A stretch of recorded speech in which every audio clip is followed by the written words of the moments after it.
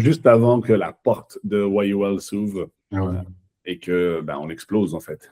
C'est cool. Et par contre, tu vois, c'est intéressant parce que tu vois, ça, je sais pas si tu en as le droit d'en parler ou ça fait partie d'un truc ou voilà, mais enfin, parce qu'il n'y a pas beaucoup de salles dans le monde qui peuvent se dire avoir été un jour Reebok. Tu vois, il y a Glasgow, il y a Louvre, tu vois, il y a des gros noms. Ce qu'il faut que tu regardes aussi, parce que vu que tu as le t-shirt Louvre, montre-moi le Louvre, on voit bien. Je ne sais pas si tu vois, mais le Louvre est un peu incliné.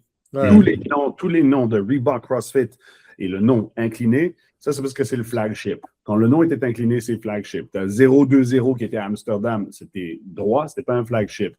Fifth Avenue, c'était flagship. Miami Beach, flagship. LAB, Los Angeles Box, flagship. YOL, flagship. Firepower à Milton, en Ontario, pas flagship. 306 en Saskatchewan, pas flagship. Mais tu sais, c'est tous des Reebok aussi. Fait que les tests, les best practices, c'était ce qu'on testait dans nos gyms à nous.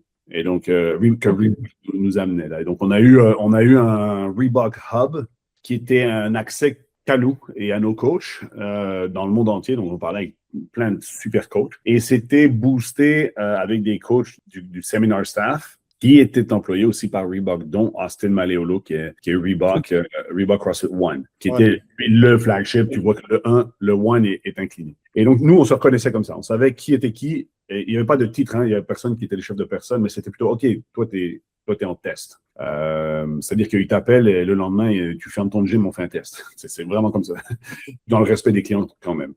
Et donc, ce qui était cool à voir, c'était qu'on se reconnaissait tous.